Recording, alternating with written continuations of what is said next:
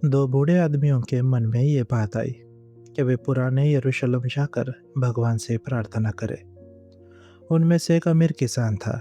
उसका नाम था एफिम तारासिच शेवेलोफ। और दूसरा एक गरीब आदमी था जिसका नाम था इलाइजा बोडरोफ। एफिम बहुत संयमी आदमी था। वो न वोडका पीता था, न तंबाकू पीता, न ही सूंघता था। और उसने अपनी जिंदगी में कभी गाली तक नहीं दी थी। वह हर तरह से सख्त नियमों वाला और जिम्मेदार नागरिक था। 2 बार वो गांव का मुखिया रह चुका था। और जब उसने पद छोड़ा तो उसके हिसाब किताब की किताबों में एक भी अंक गलत नहीं था। उसका परिवार बड़ा था। उसके दोनों बेटे और एक पोता शादीशुदा थे और सब एक साथ रहते थे। कदकाठी से वो सीधा सपाट ताकतवर आदमी था। अब 70 साल की उम्र में उसकी दाढ़ी में थोड़े थोड़े सफेद बाल आने लगे थे। दूसरी ओर बूढ़ा इलाइजा न तो अमीर था न बहुत गरीब। पहले वो घूम घूम कर बड़े का काम करता था, लेकिन अब उसने बस कर मधुमक्खियां पालना शुरू कर दिया था। उसका एक बेटा घर पर ही कमाता, दूसरा बाहर जाकर। वो नेक दिल, हंसमुख बूढ़ा आदमी था। वोडका पीता था, तंबाकू पीता और सूंघता भी था, और अच्छे गीतों का शौकीन था। फिर भी वो शांत स्वभाव का आदमी था और अपने घर वालों और पड़ोसियों के साथ अच्छे रिश्तों में रहता था। कद में वो मध्यम था, रंग सांवला था और दाढ़ी घुंघराली थी। और अपने पवित्र नाम वाले पैगंबर इलाइजा की तरह वो भी गंजा था। इन दोनों बूढ़ों ने बहुत पहले तय कर लिया था कि वे तीर्थ यात्रा साथ साथ करेंगे। लेकिन एफिम को कभी अपने काम से फुर्सत ही नहीं मिली थी। जैसे ही वो काम से निपटता, कोई नया काम शुरू हो जाता। कभी पोती की शादी, कभी छोटे बेटे के फौज से लौटने की उम्मीद, कभी नई झोपड़ी बनाने की योजना। एक दिन दोनों किसी मेले में मिले, एक बेंच पर साथ बैठ गए। तो इलाइजा ने कहा, हम अपनी पुरानी तय की गई उस बात को कब पूरा करेंगे? एफिम ने बोहे चढ़ा ली। अभी थोड़ा इंतजार करना पड़ेगा, उसने कहा। पिछला साल मेरे लिए बहुत भारी रहा। जब मैंने नई झोपड़ी बनाने की सोची थी तो लगा था 100 रुपये में काम हो जाएगा। लेकिन अब खर्च 3 गुना तक पहुंच गया है। अभी पूरा भी नहीं हुआ है। मुझे कम से कम गर्मियों तक रुकना होगा। फिर अगर भगवान ने चाहा तो हम जरूर चलेंगे। मुझे तो लगता है, इलाइजा ने कहा, मुझे तो लगता है कि अब और टालना ठीक नहीं है। अभी वसंत है, यही सही समय है। समय हो या न हो, काम तो शुरू हो चुका है। मैं सब कुछ छोड़कर कैसे चलाऊं, बता। लेकिन क्या कोई नहीं है जिसे जिम्मेदारी दे सको? तुम्हारा बेटा काम नहीं देख सकता क्या? वो, एफिम बोला, मेरा बड़ा बेटा तो बिल्कुल निकम्मा है, सब बिगाड़ देगा। नहीं नहीं मेरे दोस्त, अगर हम दोनों कल मर भी जाए तो दुनिया फिर भी चलती रहेगी। तुम्हारे बेटे को बस थोड़ी सीख की जरूरत है। हो सकता है, एफिम ने कहा, लेकिन मैं चाहता हूँ कि काम मेरी आंखों के सामने पूरा हो। अरे छोड़ो, इलाइजा हंसकर बोला, कोई काम कभी पूरा खत्म नहीं होता। अभी परसों ही घर की औरतें त्योहार की तैयारी कर रही थी। एक काम खत्म, दूसरा शुरू, जैसे कभी अंत ही नहीं होता। तब मेरी बड़ी बहू, जो समझदार है, बोली, त्योहार आ रहा है तो क्या हुआ? अगर सब कुछ पूरा न भी हो पाए, जितना भी करे, सब कुछ तो कर ही नहीं सकते। एफिम थोड़ी देर चुप रहा, फिर बोला, मैं इस निर्माण में पहले ही बहुत पैसा लगा चुका हूँ। खाली हाथ यात्रा पर निकलना ठीक नहीं लगता। 100 रुपये जुटाना कोई छोटी बात नहीं है। इलाइजा मुस्कुराया। हाँ, तुम्हें सावधान रहना चाहिए, उसने कहा। तुम्हारी आमदनी मुझसे 10 गुना ज्यादा है, फिर भी तुम पैसों की ज्यादा चिंता करते हो। मेरी तरफ देखो, बस बताओ कब चलना है। मेरे पास थोड़ी ही सही, मैं आ जाऊंगा। अब एफिम भी मुस्कुरा दिया। तो क्या तुम सच में इतने अमीर हो? उसने कहा। पैसा आएगा कहाँ से? अरे किसी तरह जुटा लूंगा, इलाइजा बोला। जरूरत पड़े तो अपने मधुमक्खियों की छत्तों से दर्जन भर पड़ोसी को बेच दूंगा। वो बहुत दिनों से उन्हें खरीदना चाहता है। और फिर मधुमक्खियां अच्छा शहद देंगी, तब तुम्हें पछताना पड़ेगा। पछताना? इलाइजा बोला, नहीं, मुझे ज़िंदगी में अपने पापों के अलावा किसी बात का पछतावा नहीं हुआ। इंसान को बस अपनी आत्मा की फ़िक्र करनी चाहिए दोस्त।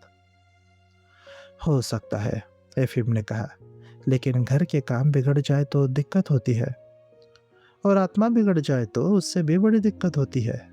इलाइजा बोला, अब चलो, तुमने लगभग वादा कर ही दिया है, हमें जाना चाहिए, ठीक है? इस तरह इलाइजा ने अपने साथी को मना लिया। अगली सुबह एफिम ने अपने मन से सलाह की और फिर इलाइजा के पास गया। हाँ, उसने कहा, अब हम जल्द ही चलेंगे। तुम सही थे। जिंदगी हो या मौत, सब भगवान के हाथ में है। जब तक जिंदा और ठीक है, तब तक हमें जाना चाहिए। एक हफ्ते बाद दोनों ने तैयारी शुरू की। एफिम अपना पैसा घर में रखता था। उसने सफर के लिए 190 रुपये निकाले और 200 बूढ़ी पत्नी के लिए छोड़ दिए। इलाइजा ने भी तैयारी की। उसने अपने मधुमक्खियों के 10 छत्ते उनके शहद समेत पड़ोसी को बेच दिए। उससे उसे 70 रुपये मिले। बाकी 30 रुपये उसने इधर उधर से जुटा लिए। उसकी पत्नी ने अपने अंतिम संस्कार के लिए जमा किए पैसे दे दिए और बहू ने भी ऐसा ही किया। एफिम ने घर का पूरा काम अपने बड़े बेटे को सौंपा। कौन सी फसल कितनी काटनी है, खाद कहाँ डालनी है, नई झोपड़ी कैसे बनानी है और छत कैसे डालनी है, हर बात उसने समझा दी। उसने हर चीज के लिए हिदायतें छोड़ी। इलाइजा ने बस अपने बूढ़ी पत्नी से कहा कि जो नई मधुमक्खियां उन छत्तों से निकले, उन्हें इकट्ठा करके पड़ोसी को दे देना। बाकी घर के कामों के बारे में उसने कुछ नहीं कहा। उसका मानना था कि हालात खुद बता देंगे कि क्या करना है। घर की औरतें अपना अपना काम सबसे बेहतर जानती है। और दोनों सफर के लिए निकल पड़े। घर के बने केक बनाए गए, थैले तैयार हुए, नए मोजे और जूते लिए गए और अतिरिक्त जूते भी रखे गए। रिश्तेदार उन्हें गांव के आखिरी छोर तक छोड़ने आए और वही विदा ली। इस तरह दोनों बूढ़े अपनी यात्रा पर निकल पड़े। इलाइजा बहुत अच्छे मूड में था। गांव छोड़ते ही उसने घर की सारी चिंताएं भुला दी। उसे बस ये फिक्र था कि रास्ते में अपने साथी को खुश रखे, कोई बुरा शब्द न बोले और शांति और प्रेम के साथ यात्रा पूरी करे। चलते चलते वो मन ही मन प्रार्थना करता रहता या संतों के जीवन के बारे में सोचता। रास्ते में जिससे भी मिलता या जहाँ से भी गुजरता, वो सबके साथ प्यार से और भगवान के नाम लेकर बात करता। उसका दिल खुश था। बस एक बात उसे परेशान कर रही थी। उसने तंबाकू छोड़ने का निश्चय किया था और इसलिए अपनी पाइप घर कर छोड़कर आया था। रास्ते में किसी ने उसे पाइप दे दी, तब वो अपने साथी से थोड़ा पीछे रहकर चुपचाप पी लेता ताकि किसी को ठोकर न लगे। एफएम इसके उलट बहुत संभल संभल कर चलता था। वो कोई गलती नहीं करना चाहता और कोई हल्की बात नहीं बोलता था। उसके मन से घर की चिंता कभी नहीं जाती थी। वह हमेशा सोचता रहता कि घर में सब ठीक चल रहा होगा या नहीं, को दी गई हिदायतें मानी जा रही होगी या नहीं। जब भी वह किसी किसान को आलू बोते या खाद ढोते देखता, तो उसके मन में यही आता, क्या मेरा बेटा भी वैसा ही कर रहा होगा। कई बार उसका मन करता कि लौट जाए और सब कुछ अपनी आंखों से देख ले। जब दोनों बूढ़े 5 हफ्तों से पैदल चल रहे थे, तो उनके घर में बने बस्ते जूते घिसकर टूट गए और उन्हें नए जूते खरीदने पड़े। चलते चलते वे यूक्रेन पहुंचे। अब वे अपने इलाके से बहुत आगे आ चुके थे, दूर, जहां लोग उन्हें जानते थे।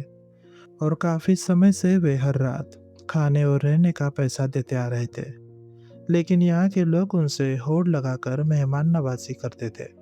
वे उन्हें अपने घरों में ठहराते, खाना खिलाते और पैसे लेने से साफ मना कर देते। उल्टे उनके थैलों में खाने का सामान रख देते और कभी कभी नए बस्ते जूते भी देते थे। इस तरह बूढ़ों ने लगभग 700 किलोमीटर का सफर बिना ज्यादा परेशानी के तय कर लिया। फिर वे एक और प्रोविंस पार करके ऐसे इलाके में पहुंचे जहां जमीन उजड़ी हुई थी और हर तरफ गरीबी थी। यहाँ भी लोग उन्हें रात भर के लिए तो घर में रख लेते थे और पैसे नहीं लेते थे, लेकिन अब खाना देना बंद कर दिया था। कहीं भी यात्रियों को रोटी नहीं मिलती थी और कई बार तो खरीदने के लिए भी नहीं मिलती थी। लोग बताते थे कि पिछले साल फसल बिल्कुल नहीं हुई थी। जो लोग पहले अमीर थे, उन्होंने अपनी ज़मीन जोत कर बेच दी थी, और जो मध्यम हालात वाले थे, वे बिल्कुल कंगाल हो चुके थे। जो पहले से गरीब थे, वे या तो मर चुके थे या कहीं और चले गए थे। बस कुछ ही लोग बचे थे, जो जैसे तैसे दुख भरी जिंदगी काट रहे थे। पिछली सर्दियों में तो ऐसे लोग भूसा और जंगली घास खाकर जिंदा रहे थे। एक शाम दोनों बूढ़े एक जगह रुके। उन्होंने 15 पाउंड रोटी खरीदी और सुबह तड़के निकल पड़े, ताकि ठंडक में ज्यादा दूर तक चल सके। वे 10 किलोमीटर चले, फिर एक छोटी नदी के पास बैठ गए। उन्होंने कटोरे में पानी लिया, रोटी भिगोकर खाई और अपने पैर धोए। आराम करते हुए इलाइजा ने अपने सिंह की बनी तंबाकू की डिब्बी निकाली। ये देखकर अफीम ने नाराजगी से सिर हिलाया। इस बेकार चीज को फेंक क्यों नहीं देते? उसने कहा। अगर किसी आदत ने इंसान पर काबू ही पा लिया हो तो वो क्या करे? इलाइजा ने कंधे उचकाते हुए जवाब दिया। फिर वे उठे और 10 किलोमीटर चल पड़े। अब दिन बहुत गर्म हो गया था। एक बड़े गांव से होकर निकलने के बाद इलाइजा थक गया और उसे फिर से आराम करने और पानी पीने की तलब लगी। लेकिन एफिम रुकना नहीं चाहता था, क्योंकि वो ज्यादा मजबूत पैदल चलने वाला था और इलाइजा को अक्सर उसके साथ चलने में दिक्कत होती थी। ओह, काश पानी मिल जाए, इलाइजा बोला। तुम जाकर पी लो, एफिम ने कहा। मैं बिना पानी के भी चल सकता हूँ। इलाइजा रुक गया। तुम मेरा इंतजार मत करना, उसने कहा। मैं उस झोपड़ी तक दौड़कर जाऊंगा, पानी मांग लूंगा और पल भर में तुम्हारे पीछे आ जाऊंगा। ठीक है, एफिम ने कहा और अकेला आगे बढ़ गया, जबकि इलाइजा झोपड़ी की ओर मुड़ गया। झोपड़ी के पास जाकर उसने देखा कि वो एक छोटी पलस्तर की हुई कुटिया थी। नीचे का हिस्सा काला और ऊपर का सफेद था। जगह जगह पलस्तर झड़ चुका था और साफ दिख रहा था कि बहुत समय से उसकी मरम्मत नहीं हुई थी। छत के एक हिस्से में बड़ा सा छेद था। झोपड़ी का रास्ता एक आंगन से होकर जाता था। आंगन में घुसते ही लाइसा ने एक आदमी को देखा। दुबला पतला, दाढ़ी मूछ रहित, सिर्फ कमीज और पतलून पहने, यूक्रेनी लोगों की तरह। वह एक खाई के पास लेटा हुआ था। ऐसा लग रहा था जैसे वो ठंडक के लिए लेटा हो, लेकिन तेज धूप सीधे उस पर पड़ रही थी। वो सोया हुआ नहीं लग रहा था। इलाइजा ने उसे आवाज दी और पानी मांगा, लेकिन उसने कोई जवाब नहीं दिया। या तो बीमार है या बदतमीज, इलाइजा ने सोचा और झोपड़े की दरवाजे की ओर बढ़ा। अंदर से दो बच्चों के रोने की आवाज आ रही थी। उसने दरवाजे की कुंडी से दस्तक दी और पुकारा, मालकिन। कोई जवाब नहीं मिला। उसने अपनी यात्री की लाठी से फिर खटखटाया और बोला, अच्छे ईसाई लोगों। अंदर कोई हलचल नहीं हुई। भगवान के सेवकों, उसने फिर पुकारा, लेकिन फिर भी कोई उत्तर नहीं मिला। वो जाने ही वाला था कि दरवाजे के पीछे से किसी के हाफने की आवाज आई। क्या यहाँ कोई मुसीबत आ पड़ी थी? उसे लगा कि उसे अंदर जाकर देखना चाहिए। वो भीतर चला गया। इलाइजा ने दरवाजा घुमाया। दरवाजा खुला हुआ था। छोटे से बरामदे से होते हुए वो अंदर पहुंचा। अंदर बाईं ओर चूल्हा था और सामने रहने की जगह। एक कोने में आइकन की तस्वीर में और एक मेज के पीछे लकड़ी की बेंच। उस बेंच पर एक बूढ़ी औरत बैठी थी। उसके सिर पर कुछ नहीं था। उसने सिर्फ एक ही कपड़ा पहन रखा था। उसका सिर उसकी बाहों पर झुका हुआ था। उसके पास एक छोटा लड़का था, बहुत दुबला, चेहरा पीला, पेट फूला हुआ। वह उसकी बाह पकड़कर जोर जोर से रो रहा था और कुछ मांग रहा था। झोपड़ी के अंदर की हवा बेहद घुटन भरी थी। इलाइजा आगे बढ़ा तो उसने चूल्हे के पीछे एक तख्त पर दूसरी औरत को लेटा देखा। वह पेट के बल पड़ी थी, आंखें बंद थी और बीच बीच में कराहती हुई पैर पटकती और वापस खींच लेती थी। वहां से बदबू आ रही थी। साफ था कि उसकी देखभाल करने वाला कोई नहीं था। तभी बूढ़ी औरत ने सिर उठाया और इलाइजा को देखा। तुम क्या चाहते हो? उसने यूक्रेनी बोली में पूछा। यह तुम्हारे लिए कुछ नहीं है। इलाइजा उसकी भाषा समझ गया और पास आकर बोला, मैं भगवान का सेवक हूँ, बस पानी मांगने आया हूँ।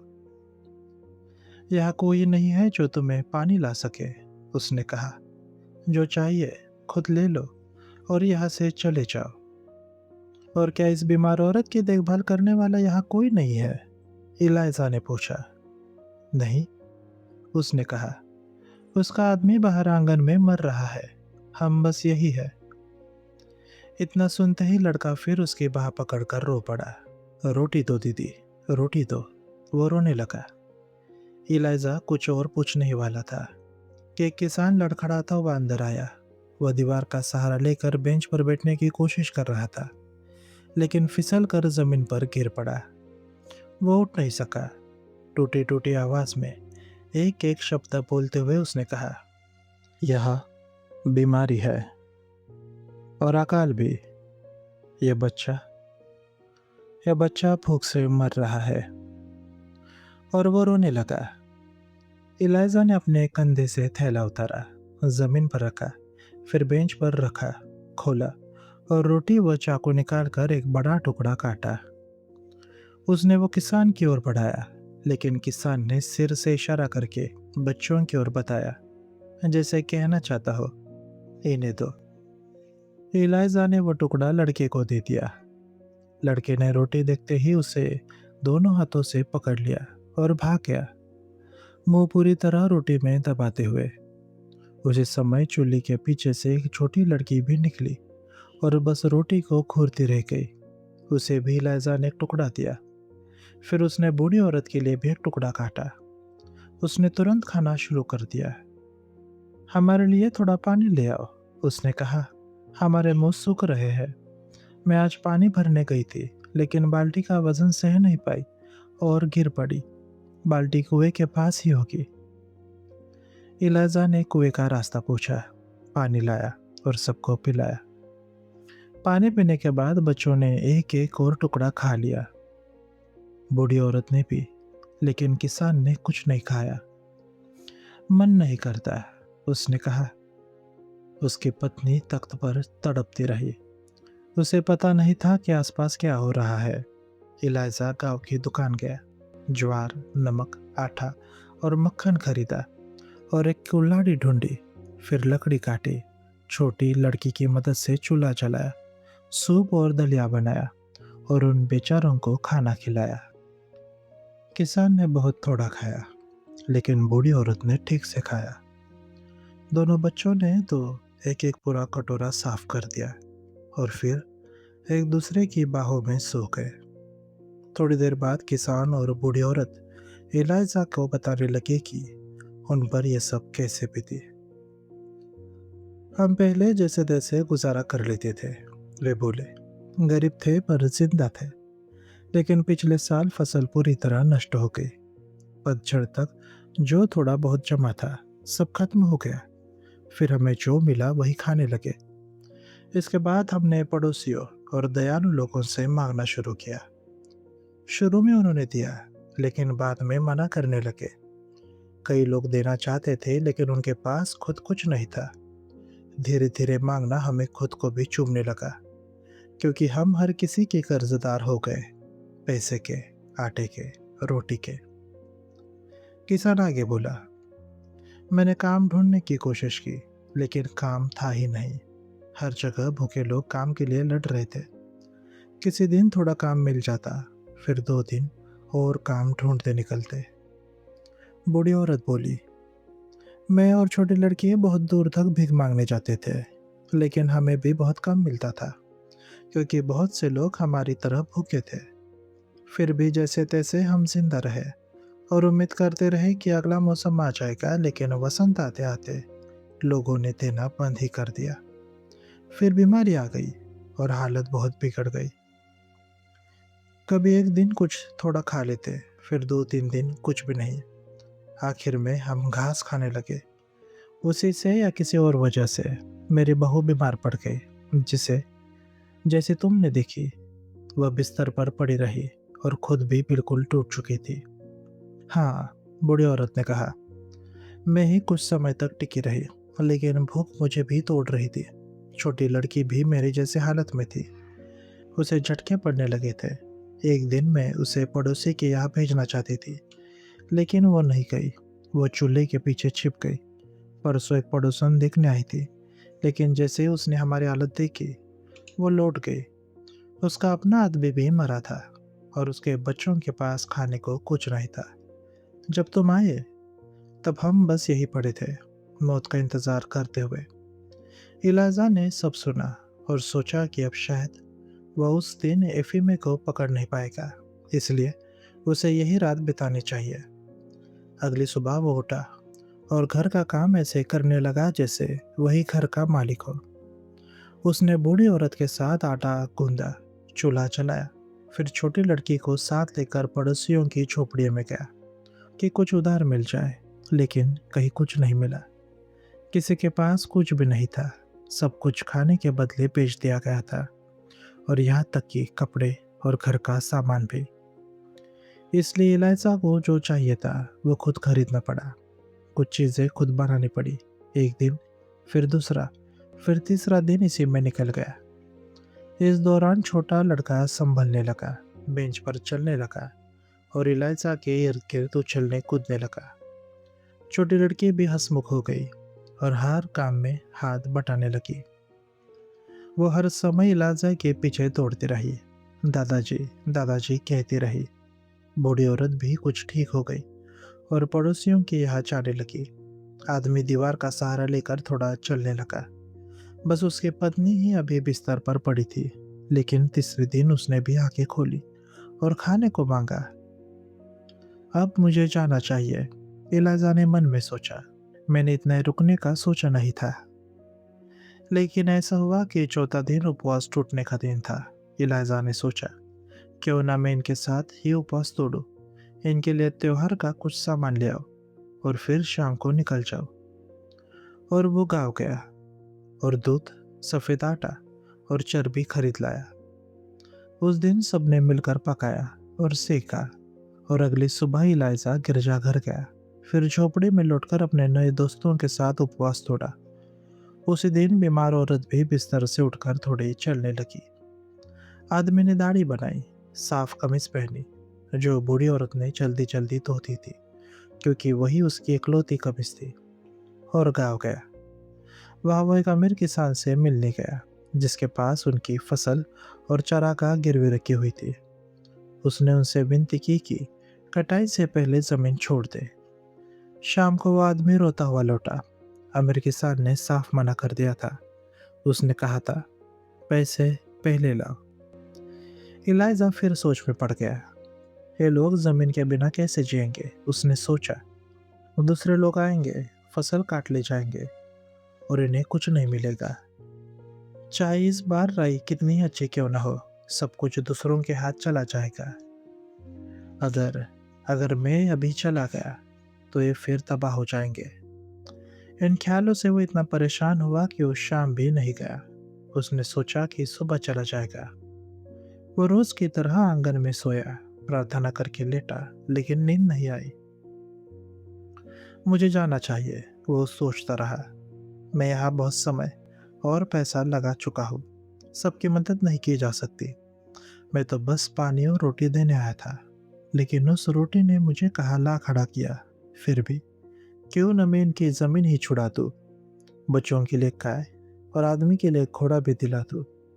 अरे इलाइजा कुलसिम, तुम खुद ही उलझ गए हो। उसने उठकर अपना कोट पलटा, तंबाकू की टिप्पी निकाली और पीने लगा, ताकि मन साफ हो जाए। लेकिन फैसला नहीं कर पाया। जाना भी चाहता था और इन लोगों पर तरस भी आ रहा था। आखिर वो फिर लेट गया, मुर्गों की बांग तक पड़ा रहा, फिर थोड़ी देर सो गया। तभी उसने सपना देखा कि कोई उसे जगा रहा है। वो खुद को पूरी तरह तैयार हालत में पाता है, थैला और लाठी लिए, और आंगन के फाटक से बाहर निकल रहा है। लेकिन फाटक बहुत संग्रह है। पहले थैला अटकता है, फिर मोजा फट जाता है। देखता है तो असल में छोटी लड़की उसके कपड़े पकड़े रो रही है। दादाजी, रोटी दे दो, दादाजी, रोटी दे दो। छोटा लड़का भी पैर पकड़ रहा है। पिता और बूढ़ी औरत खिड़की से देख रहे हैं। इलाइजा जाग गया। मैं कल ही उनकी जमीन छुड़ा दूंगा, उसने कहा, और इनके लिए गाय और घोड़ा भी खरीदूंगा। अगर मैं दूर देश जाकर मसीह को ढूंढूं और यहाँ अपने भीतर के मसीह को खो दूं, तो उसका क्या फायदा।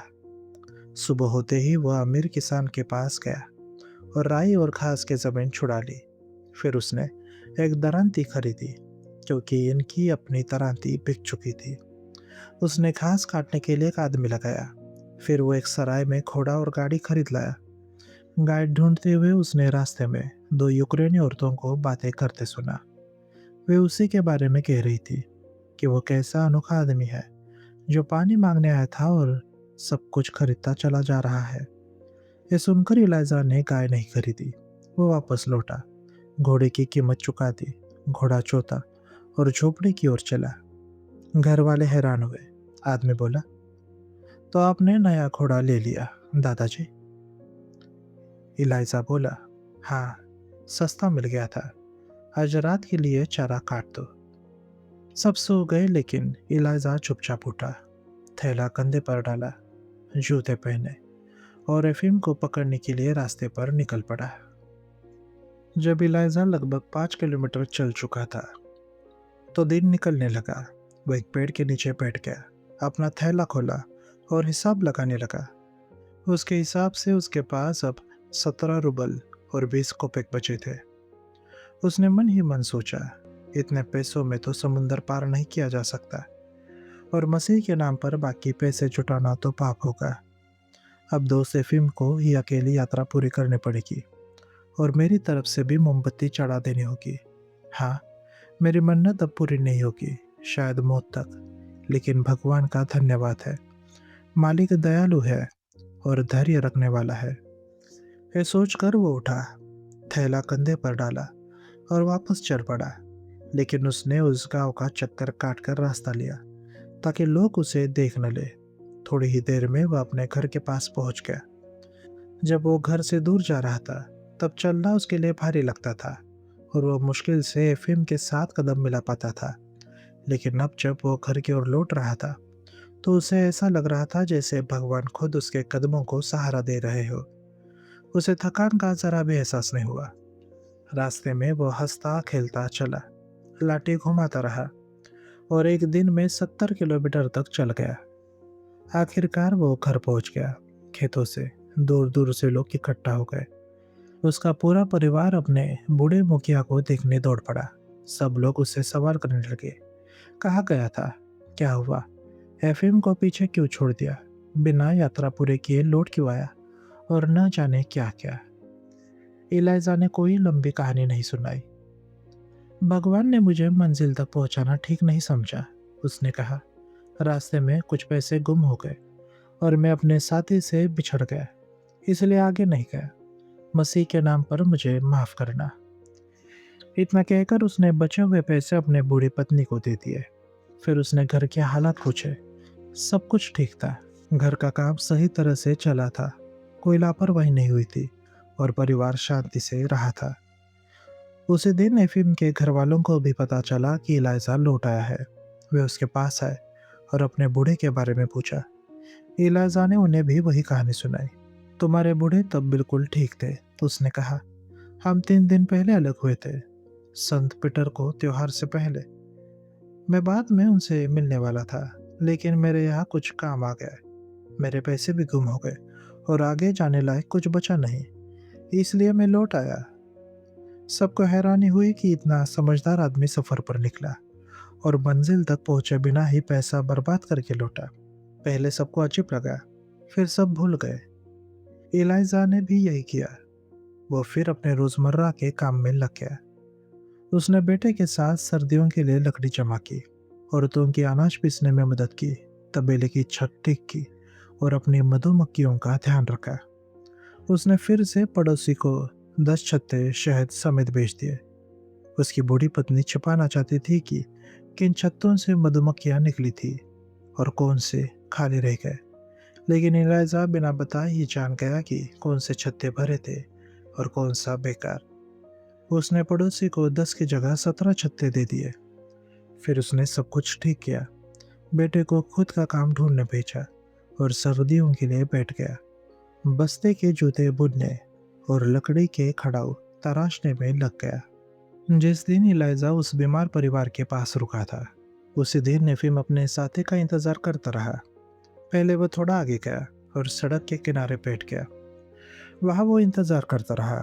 वो गया, फिर जागा, फिर बैठा रहा, लेकिन इलाइजा नहीं आया। वो चारों तरफ देखता रहा। सूरज धीरे धीरे एक पेड़ के पीछे डूब गया, फिर भी इलाइजा नहीं दिखा।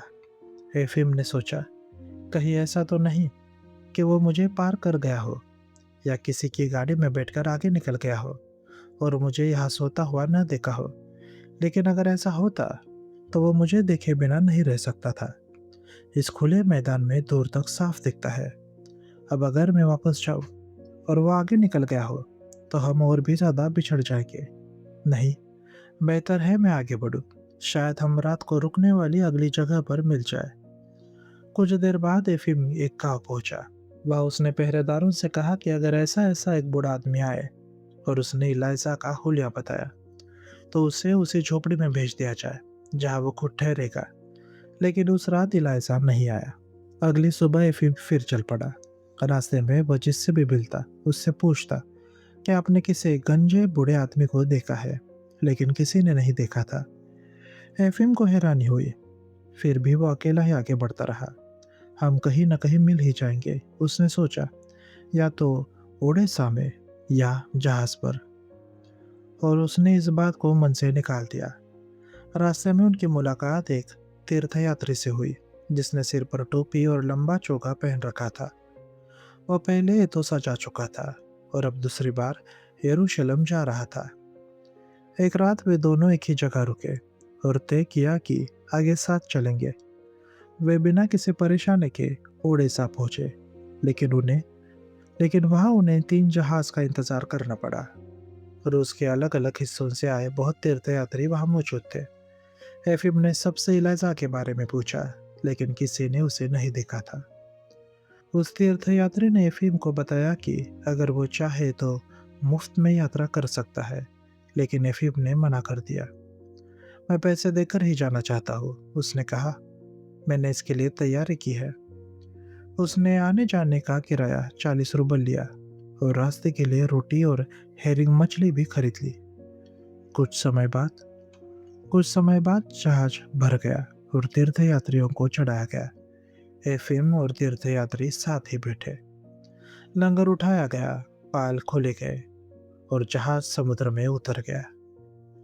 पहले दिन सफर आसान रहा, लेकिन शाम तक हवा तेज हो गई, बारिश शुरू हो गई और जहाज जोर जोर से हिलने लगा। पानी अंदर आने लगा। यात्री इधर उधर गिरने लगे। औरतें रोने लगी। जिन आदमियों का पेट कमजोर था वे नीचे जाकर लेट गए। एफिम को भी उल्टी जैसा महसूस हुआ, लेकिन उसने किसी को देखने नहीं दिया। वह पूरी रात और अगले दिन भी जहाज के डेक पर उसी जगह बैठा रहा जहां वो चढ़ते समय बैठा था। उसके साथ तांबोफ के कुछ बूढ़े लोग थे। सब अपना सामान पकड़े चुपचाप बैठे रहे। तीसरे दिन समुद्र शांत हो गया। 5वें दिन जहाज कॉन्स्टेंटिनोपल पहुंचा। कुछ तीर्थ यात्री उतरकर सेंट सोफिया गिरजाघर देखने गए, जो अब मस्जिद था। एफिम नहीं उतरा। वो जहाज पर ही बैठा रहा। 24 घंटे बाद जहाज फिर चल पड़ा और स्मिर्ना और अलेक्जेंड्रिया होते हुए याफा पहुंचा। वहां से सब तीर्थयात्रियों को यरूशलेम तक पैदल जाना था, लगभग 70 किलोमीटर। जहाज से उतरना बहुत डरावना था, क्योंकि उन्हें छोटी छोटी नाव में उतारा जा रहा था। जहाज ऊंचा था और नावें तेजी से हिल रही थी। ऐसा लगता था कि आदमी नाव के पार गिर जाएगा। सच में सच में 2 लोग पानी में गिर भी गए, लेकिन आखिरकार सब सुरक्षित उतर आए। बिना देर किए सब आगे बढ़े और चौथे दिन यरूशलेम पहुंच गए। शहर से होकर वे रूसी धर्मशाला पहुंचे। पासपोर्ट दिखाए, खाना खाया और फिर वो तीर्थयात्री उन्हें पवित्र स्थानों पर ले गया। उस दिन पवित्र समाधि में प्रवेश नहीं मिला। पहले वे यूनानी मठ में प्रातःकाल की प्रार्थना में शामिल हुए। पुरुषों और महिलाओं को अलग बैठाया गया, जूते उतरवाए गए। एक भिक्षु तौलिया लेकर आया और सबके पैर धोने लगा, पोंछता और चूमता हुआ। उसने एफिम के पैर भी धोए और चूमे। उन्होंने प्रार्थना की, मोमबत्तियां चढ़ाई, अपने माता पिता के नाम लिखी पर्चियां थी। वहां उन्हें खाना और शराब दी गई। उसी दिन उन्होंने वो जगह भी देखी जहां मिस्र की मरी मई छिपी थी। फिर वे अब्राहम के मठ गए, जहां उसने अपने बेटे को बलि चढ़ाने का इरादा किया था। फिर उस जगह गए जहां मसीहा मरियम मगदलिनी को दिखाई दिए, और फिर संत जेम्स के गिरजाघर गए। हर जगह वो तीर्थयात्री उन्हें बताता रहा कि कहाँ कितने पैसे देने हैं और कहाँ मोमबत्ती चढ़ानी है। आखिर वे धर्मशाला लौटे और सोने ही वाले थे कि तीर्थयात्री अचानक उछल पड़ा। मेरी थैली और पैसे चोरी हो गए, वो चिल्लाया। थैली में 23 रुपल थे, 2 10-10 रुपल के नोट और 3 रुपल के सिक्कों में। वो बहुत देर तक गुस्सा करता रहा, लेकिन कुछ नहीं हो सका और सब सो गए। एफिम भी लेट गया, लेकिन उसके मन में एक बुरा ख्याल आया। मुझे नहीं लगता कि उसकी चोरी हुई है, उसने सोचा। उसके पास चोरी करने लायक कुछ था ही नहीं। वो कहीं भी कुछ नहीं देता था। दूसरों को दान देने को कहता था, लेकिन खुद नहीं देता था। उल्टे उसने मुझसे 1 रुपल उधार लिया था, लेकिन तुरंत ही उसने खुद को डांटा। मैं कौन होता हूँ किसी का फैसला करने वाला, उसने कहा। यह पाप है। फिर भी उसके मन में बार बार वही बात आती रही कि वो आदमी पैसे को लेकर कितना चौकन्ना था। चोरी की कहानी कितनी अजीब लगती थी। अगली सुबह वे पवित्र समाधि के गिरजाघर में सुबह की प्रार्थना के लिए गए। तीर्थयात्री एफिम के साथ ही रहा। गिरजाघर में बहुत भीड़ थी। रूसी, यूनानी, आर्मेनियाई, तुर्की, सीरियाई लोग। भिक्षु उन्हें रास्ता दिखा रहा था। वे उस जगह पहुंचे जहां मसीह को क्रूस से उतारा गया था। वहां 9 दीपदान जल रहे थे। एफिम ने मोमबत्ती चढ़ाई। फिर उसे गोल गोत ले जाया गया जहां क्रूस खड़ा था। उसने घुटने टेक कर प्रार्थना की। उसे वो दरार भी दिखाई गई जहां धरती फटी थी, वो जगह जहां मसीह के हाथ पैर कील से ठोके गए थे, और आदमी की कब्र भी। फिर कांटों का मुकुट पहनाने की जगह और कोड़े मारने वाला खंबा दिखाया गया। आखिर में पैरों के लिए बने 2 कट्टे वाला पत्थर दिखाया गया। भीड़ बहुत थी, इसलिए वे सीधे पवित्र समाधि की ओर बढ़ गए। वहां ऑर्थोडॉक्स प्रार्थना चल रही थी। एफिम अंदर गया। वो उस तीर्थयात्री से छुटकारा पाना चाहता था, क्योंकि उसके बारे में बुरे ख्याल आ रहे थे, लेकिन वो आदमी उसके साथ ही चिपका रहा। भीड़ इतनी थी कि आगे या पीछे हिलना मुश्किल था। एफिम प्रार्थना करने की कोशिश करता रहा, लेकिन बार बार अपनी थैली टटोलता रहा। उसके मन में 2 बातें घूम रही थी। कहीं ये भिक्षु मुझे ठग तो नहीं रहा, और अगर उसकी चोरी सच थी तो मेरी क्यों नहीं हुई। इस तरह खड़े खड़े अचानक एफिम ने एक अजीब चीज देखी। पवित्र समाधि के ऊपर जलती 36 दीपकों के नीचे सबसे आगे उसने एक बूढ़े आदमी को देखा। उसने मोटा सा कपड़ा पहन रखा था और उसका गंजा सिर चमक रहा था, बिल्कुल इलायजा जैसा। ये तो इलायजा जैसा ही दिखता है, एफिम ने सोचा, लेकिन ये वो नहीं हो सकता। वो मुझसे पहले कैसे पहुंच सकता है? हमारे जहाज से 1 हफ्ता पहले से ही पीछे जहाज गया था। तभी उस बूढ़े ने प्रार्थना करते हुए 3 बार झुककर प्रणाम किया। 1 बार आगे भगवान को और दोनों तरफ से सब लोगों को। और जब उसने दाई ओर सिर घुमाया तो एफिम ने पहचान लिया। वो इलायजा ही था। वही दाढ़ी, वही आंखें, वही चेहरा। एफिम खुशी से भर गया, लेकिन हैरान भी हुआ। जरूर वो किसी तरह आगे निकल गया होगा, उसने सोचा। प्रार्थना खत्म हुई। भीड़ आगे बढ़ी। एफिम एक कोने में फंस गया। फिर उसे थैली की चिंता हुई। किसी तरह वो बाहर निकला और इलायजा को ढूंढने लगा, लेकिन उसे नहीं मिला। अगले दिन फिर वही हुआ, और तीसरे दिन भी। 6 हफ्ते बाद एफिम यरूशलेम से लौटा, सब पवित्र जगह देखी, और अंत में घर की ओर निकल पड़ा। एफिम अकेले ही वापस लौटा, उसी रास्ते से जिससे वो गया था। जैसे जैसे वो अपने घर के पास पहुंचता गया, उसके मन में फिर वही पुरानी चिंता लौटने लगी कि उसकी गैरहाजिरी में घर का क्या हाल हुआ होगा। 1 साल में नदी में कितना पानी बह जाता है, उसने सोचा। घर बनाने में पूरी जिंदगी लग जाती है, और उजड़ने में घंटा ही काफ़ी होता है। हर बार वह बार-बार सोचता रहा कि उसके जाने के बाद बेटे ने घर का काम कैसे सँभाला होगा, बसंत कैसा रहा होगा, जानवर सर्दी कैसे झेल पाए होंगे और नई झोपड़ी पूरी हुई होगी या नहीं। कुछ समय बाद वो उस जगह पहुंचा जहां वो इलाइजा से बिछड़ा हुआ था। अब वहां के लोगों को पहचानना भी मुश्किल था। जहां पिछले साल भयानक गरीबी थी, वहां अब सब ठीक ठाक रह रहे थे क्योंकि फसल अच्छी हुई थी। लोग अपने पुराने दुख लगभग भूल चुके थे। एक शाम वो उसी गांव के पास पहुंचा जहां इलाइजा उसे छोड़कर मुड़ा था। तभी पास की एक झोपड़ी से सफेद कपड़े पहने एक छोटी लड़की नाचती हुई बाहर आई और चिल्लाई, दादाजी, प्यारे दादाजी, आइए, हमारे यहाँ आइए।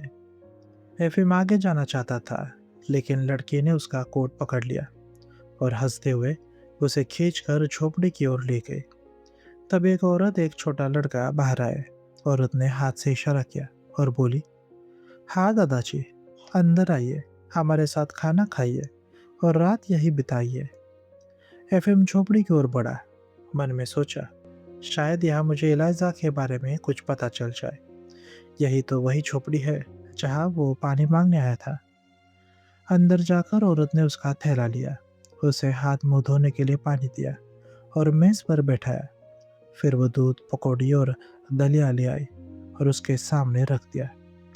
एफएम ने धन्यवाद किया और कहा, किसी तीर्थयात्री का इतना अच्छे से स्वागत करना बहुत अच्छी बात है। औरत ने सिर हिलाया।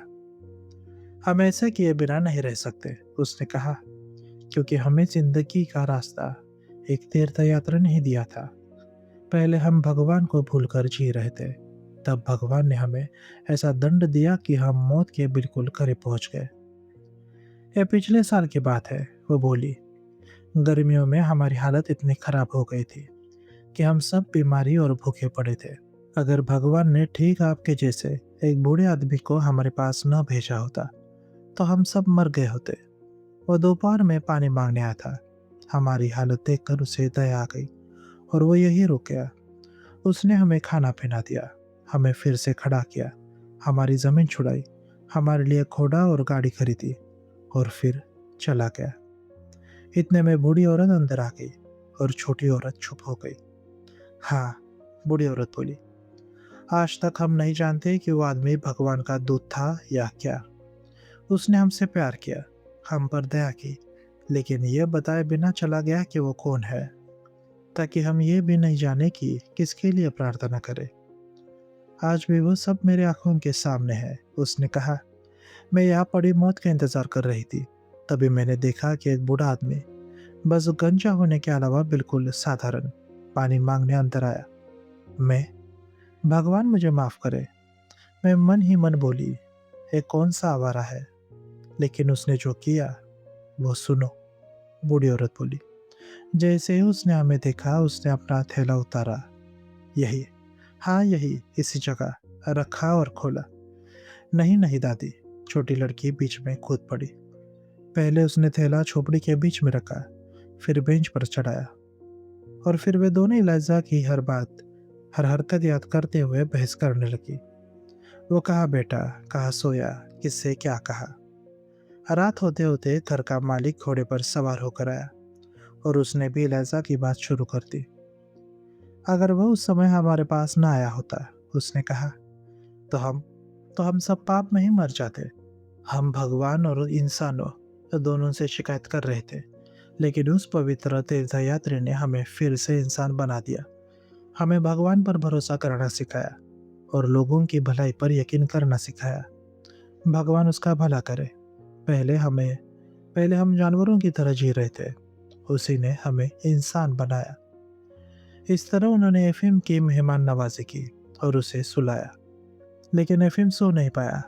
उसके मन में इलाइजा की तस्वीर हट नहीं रही थी। वही इलाइजा जिसे उसने यरूशलेम में 3 बार लोगों के आगे खड़ा देखा था। कहीं रास्ते में वो मुझसे आगे निकल गया होगा।